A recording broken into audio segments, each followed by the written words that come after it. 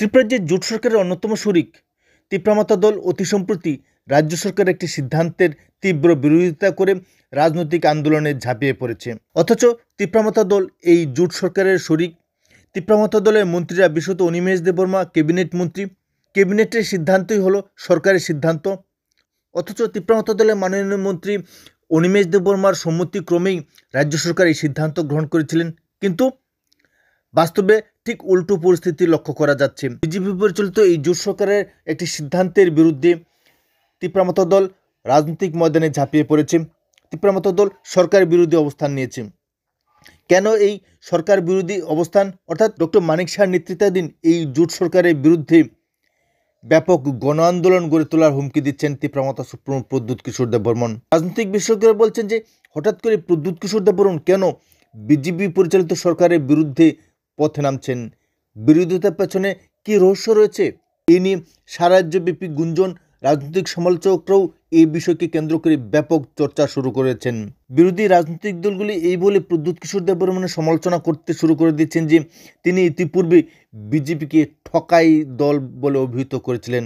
শেষ পর্যন্ত এই ঠকাই দলের সঙ্গেই মিত্রতা করলেন প্রদ্যুৎ কিশোর দেববর্মন। তাই এই ঠকাই রাজনীতির গোপন চিত্র জনজাতি অংশের মানুষের সামনে আরও বেশি করে প্রকাশিত হওয়ার ফলে প্রদ্যুৎ কিশোর দেববর্মন যথেষ্ট কোণঠাসা হয়ে পড়েছেন। তাই নিন্দুকরা বলছেন যে তিপ্রাসাদের মধ্যে আবারও বিশ্বাস জাগাতে বিজেপি বিরোধিতা লাইনেই হাঁটতে পরামর্শ দিয়েছেন। এছাড়াও দলের প্রবীণ নেতৃত্বরা বহু বিষয়ে ভূভাগ্রের সঙ্গে একমত ছিলেন না। বিশেষত বিজেপি জোটে অংশ নেওয়া কিংবা মন্ত্রিসভায় যোগদান করা এবং 2023 বিধানসভা নির্বাচন, সেই সঙ্গে ধনপুর ও বক্সনগর উপনির্বাচনকে কেন্দ্র করে যে ধরনের দালালি রাজনীতি করা হয়েছে তিপ্রামাতা দলের তরফ থেকে, সেই বিষয়টাও মেনে নিতে পারেনি দলের প্রবীণ নেতৃত্বরা, যার ফলে মথার বিশ্বাসযোগ্যতা কিছুটা হলেও ধাক্কা খেয়েছে। তাই পুষ্পবন্ত নিবাসে হোটেল নির্মাণকে কেন্দ্র করে লোক দেখানো বিরোধিতার খেলা খেলতে চাইছেন প্রদ্যুৎ কিশোর দেববর্মন। কিশোর দেববর্মনের বিরুদ্ধে আরও একটি অভিযোগ ছিল যে দলের সঙ্গে কোনো ধরনের আলোচনা ছাড়াই নিজের বোনকেই পদ্ম প্রতীকে দাঁড় করে দিলেন পূর্ব ত্রিপুরা লোকসভা কেন্দ্রে, যার ফলে সর্বত্রই একটা গুঞ্জন যে প্রদ্যুৎ কিশোর দেববর্মন আধা বিজেপি হয়ে গিয়েছেন। শুধুমাত্র বিজেপি দলের যোগদানের মাধ্যমে সিলমোহর পড়ার বাকি। এই যখন সমালোচনা তেজি হচ্ছে, তখন এই কলঙ্ক থেকে মুক্তি পাওয়ার জন্যই অর্থাৎ বিজেপি পরিচালিত সরকারের বিরুদ্ধে বিরোধিতার খেলা খেলতে চাইছেন প্রদ্যুৎ কিশোর দেববর্মন।